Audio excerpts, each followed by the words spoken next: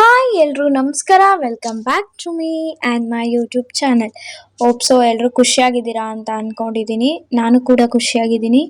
ಇವತ್ತಿನ ವ್ಲಾಗ್ ಏನಂದರೆ, ನಾನು ಮೈಸೂರಿಗೆ ಹೋಗಿದ್ದೀನಿ ಆ್ಯಂಡ್ ತುಂಬ ದಿನ ಆಯಿತು ವ್ಲಾಗ್ ಮಾಡಿ, ತುಂಬ ವರ್ಷ ಆಯಿತು ಅನಿಸುತ್ತೆ. ಸೊ ಏನು ಮಾತಾಡಬೇಕು, ಎಷ್ಟು ಮಾತಾಡಬೇಕು ಅನ್ನೋದೆಲ್ಲ ನಿಜವಾಗ್ಲೂ ಗೊತ್ತಿಲ್ಲ. ಈ ವಿಡಿಯೋಗಳನ್ನ ನಾನು ಮಾಡಿಕೊಂಡು ಆಲ್ರೆಡಿ 1 ವೀಕ್ ಆಗ್ತಾ ಬಂತು. ಇವಾಗ ಪೋಸ್ಟ್ ಮಾಡ್ತಿದ್ದೀನಿ, ಯಾಕಂದರೆ ನನಗೆ ತುಂಬ ಭಯ ಶುರು ಆಗಿಬಿಟ್ಟಿದೆ ಏನು ಮಾತಾಡೋದು ಅಂತ. ಇರಲಿ, ಒಂದು ಟ್ರೈ ಕೊಡೋಣ ಅಂತ ಟ್ರೈ ಮಾಡ್ತಾ ಇದ್ದೀನಿ. ಏನಾದರೂ ಮಿಸ್ಟೇಕ್ಸ್ ಆದರೆ ಪ್ಲೀಸ್ ಅಡ್ಜಸ್ಟ್ ಮಾಡ್ಕೊಳ್ಳಿ. ಆ್ಯಂಡ್ ಯಾರಾದರೂ ಮೈಸೂರಿಗೆ ಹೋಗಬೇಕು ಅಂತ ಪ್ಲ್ಯಾನ್ ಮಾಡ್ತಾ ಇದ್ರೆ ಪ್ಲೀಸ್ ಪ್ಲೀಸ್ ಹೋಗಿ ಬನ್ನಿ.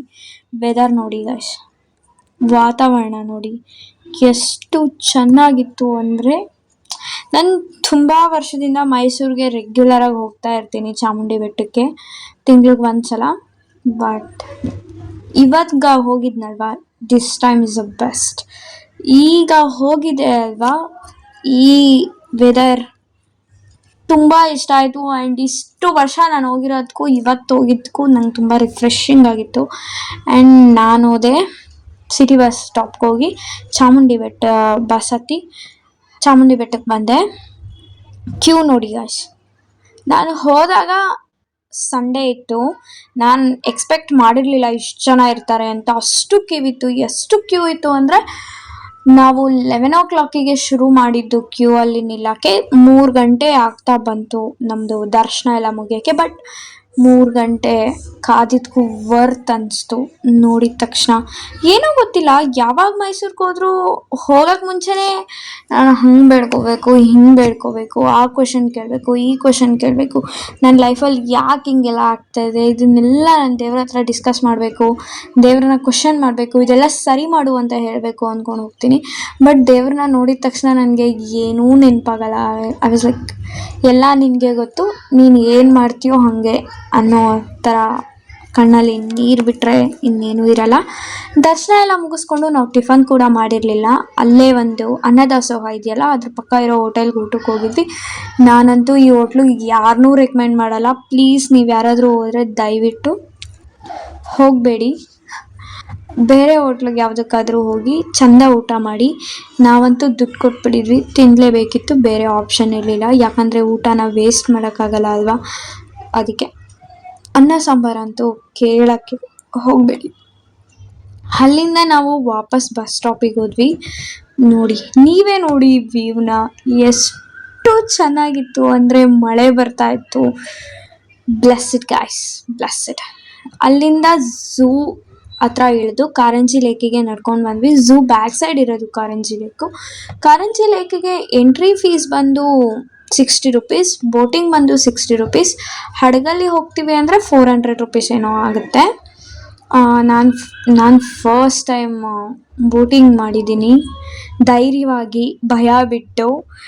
ಯಡಿಯೂರು ಲೇಕಲ್ಲೂ ಮಾಡಿದ್ದೆ ಒಂದ್ಸಲ, ಬಟ್ ಅವಾಗ ತುಂಬ ಭಯ ಇತ್ತು. ಬಟ್ ಈ ಸಲ ಅಂತೂ ನಾನು ತುಂಬ ಚೆನ್ನಾಗಿ ಎಂಜಾಯ್ ಮಾಡಿದೆ.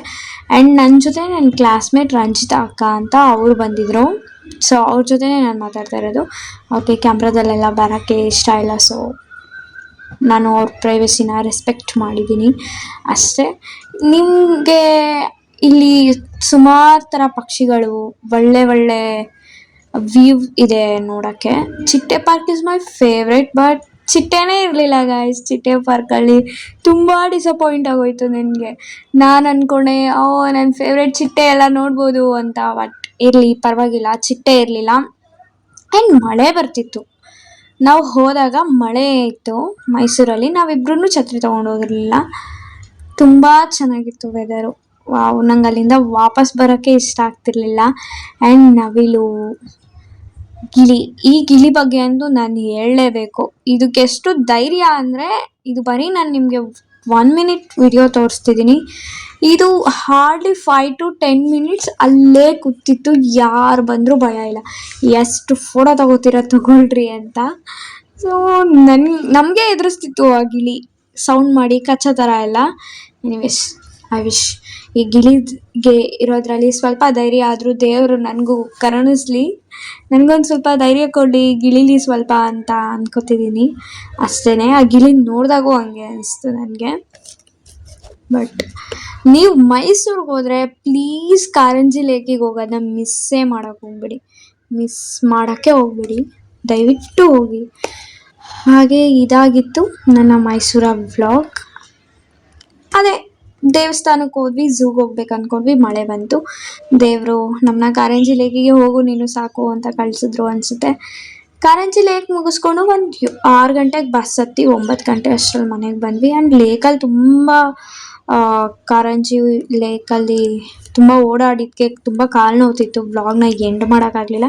ಆ್ಯಂಡ್ ಆ್ಯಸ್ ಯೂಶ್ವಲ್ ಎಲ್ರಿಗೂ ಗೊತ್ತು ನನ್ನ ವ್ಲಾಗಲ್ಲಿ ಕನ್ಸಿಸ್ಟೆನ್ಸಿ ಮತ್ತು ಕಂಟಿನ್ಯೂಟಿ ಎರಡೂ ಇರಲ್ಲ. ಟ್ರೈ ಮಾಡ್ತೀನಿ ಗೈಸ್, ಟ್ರೈ ಮಾಡ್ತೀನಿ ಇನ್ಮೇಲೆ. I just want to keep myself busy ಅಂತ ಎಡಿಟ್ ಮಾಡಿ ಇದನ್ನು ಪೋಸ್ಟ್ ಮಾಡ್ತಾ ಇದ್ದೀನಿ. Anyways, thanks for watching. ಹೀಗೆ ಸಪೋರ್ಟ್ ಮಾಡ್ತಾಯಿರಿ. ಇನ್ಮೇಲೆ ಕಂಟಿನ್ಯೂಸ್ ಆಗಿ ವ್ಲಾಗ್ ಹಾಕ್ತೀನಿ ಅಂತ ಅಂದ್ಕೊಂಡಿದ್ದೀನಿ. ಆ್ಯಂಡ್ ನಾನು ಒಂದಷ್ಟು ಲೀಸ್ಟ್ ಮಾಡಿಟ್ಕೊಂಡಿದ್ದೀನಿ ವ್ಲಾಗ್ ಮಾಡೋಣ ಅಂತ. ಎಲ್ಲ ಪೋಸ್ಟ್ ಮಾಡ್ತೀನಿ, ಎಲ್ಲ ಕ್ಯಾಪ್ಚರ್ ಮಾಡ್ಕೋತೀನಿ. ಇನ್ಮೇಲೆ ಎಲ್ಲ ಪೋಸ್ಟ್ ಮಾಡ್ತೀನಿ. ನನಗೆ ಗೊತ್ತಿಲ್ಲ, ನನ್ನ ಹತ್ರ ಇನ್ನೊಂದು ಚಾನಲ್ ಇತ್ತು, ಅದು ಕಾಪಿರೈಟ್ ಆಗಿ ಡಿಲೀಟ್ ಆಗೋಯ್ತು. ಸೊ ಸ್ವಲ್ಪ ಡಿಸಪಾಯಿಂಟ್ ಆಗಿತ್ತು.